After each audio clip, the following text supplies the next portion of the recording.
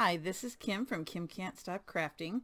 I wanted to show you another project using the Country Bunny collection from Country Craft Creations. This is a 12 by 12 double-sided paper collection. It has 20 sheets, and I'm going to show you a folio that I made, and I'm going to be doing a tutorial if you're interested. So this is just the walkthrough. You can get this paper online at www.countrycraftcreations.com. And this is the folio that I will be showing you today. This is a 6 by 8, so it's 6 wide and 8 tall. And the, what is this? I think 1.5 is the spine. I had one of these resin little rabbits, so I put that up at the top. The back doesn't, it's just a pretty paper. It does have a ribbon closure. Some of this stuff I did have in my stash, so it's not all this is from the store, but obviously the paper collection, all of that, the paper I used is. So I just used some flowers, and I have a little spray, like this is from the wedding department. It's got little pearls in it, some flowers, some twine, just to kind of add that country feel to it. I have this wood, the coloring is not very good on my, it's hard to tell, but it's a little bit lighter than that. It says family, and I have some of these Prima, I think they were Prima, flatbacks that match perfectly. I had a little chalkboard piece. It had a clothespin attached to the back, and I just ripped it off. Put a little bling on there and more twine and the butterfly. So let me show you what, oh, I don't know if you can tell, but I kind of wanted to look like a fence. So I had some trim, some cloth that I thought kind of looked like a fence. It was longer, and I thought that looked like the top of the wood, so I put that behind there just to kind of add a little interest. So when you open it, you can't really do anything on this first page because it needs to stay flat, but the paper's so pretty you don't really need to do anything. But it would be perfect just to add like a little picture down here on the bottom or something, or to add a flat piece of paper up here and to do some journaling.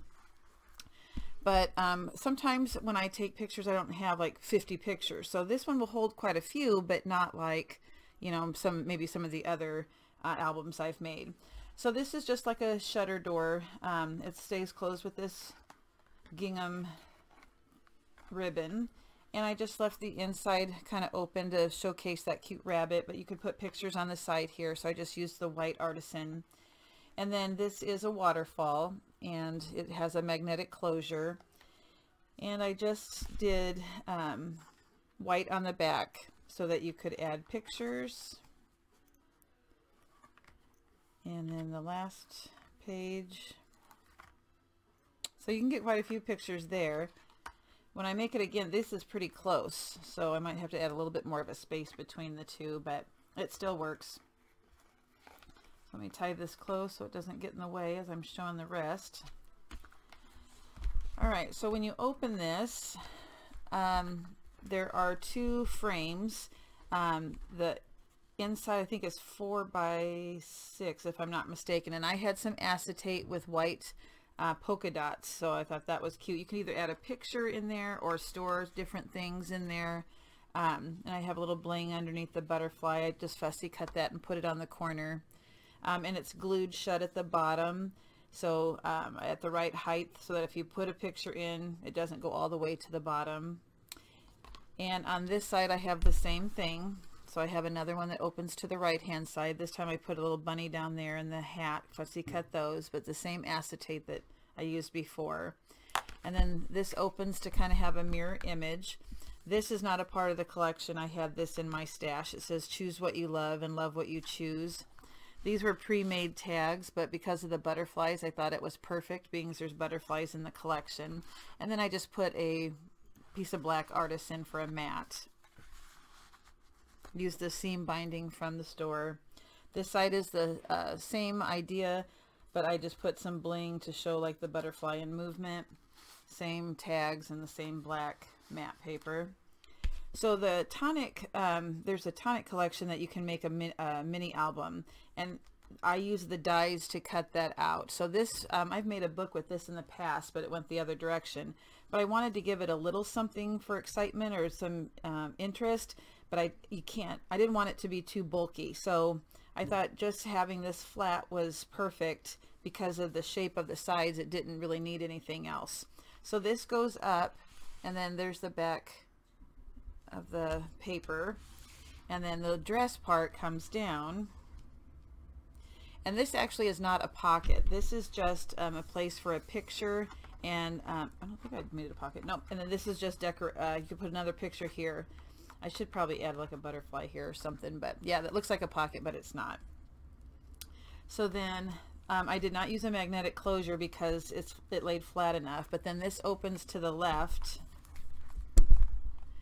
and another magnetic closure, and then these pages just get progressively larger as you flip through. So this is one page. I just wanted the top for a picture, and then journaling down here, and the back has white. Then we've got a butterfly page, and the back has the pattern. This is from the coordinating cardstock that you can purchase, and on the back I kind of did some paper piecing, so I have that little dress again and place for a picture, and then that green sage color. And I just wanted to leave that plain because of how cute the paper is. In the center, this is a pocket, and I also left this open. I think I did. Yep, I did. So that you could stick something inside of there also. And then this pocket, I just put a black piece of paper in there as a mat.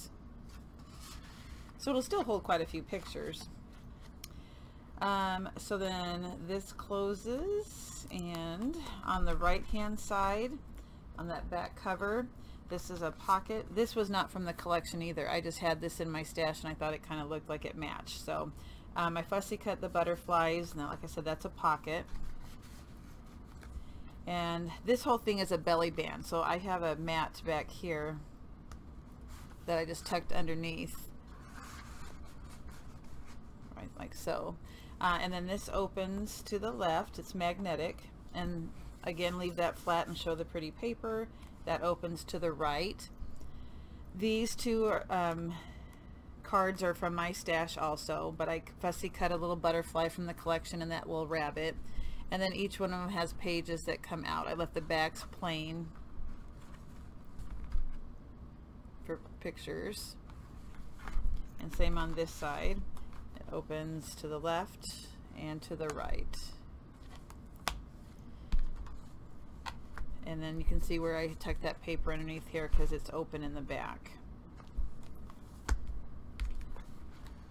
So there we go. There's the folio. Now when I remake this, oh, I had chipboard back here that I added. I really love doing the covers. I love the layering, and that's my favorite part. But when I do the tutorial and remake it, when I do the tutorial, I don't do the matting with you. I just do the construction of the book, and then I show you my book so that you can look at it for ideas and for the papers I used. But I really do think that that's kind of a personal, like, you can add your own touch. But I'm going to use the Ireland Forever collection when I do my tutorial, and then I'll show you what that looks like when it's done. But this is also a collection from Country Craft Creations. She has a new paper line, and the papers that she has coming out are just gorgeous. So yeah, I'll be making this one for you. So my goal is to get this done in the next couple days, and I will post the link when it's ready up on the Scrapbookers of Country Craft Creations page on Facebook. And so I hope you enjoy it, and I hope that this is a folio that you want to make. And then if you do, I hope you post pictures for us. All right, everyone, thanks for watching. See you soon.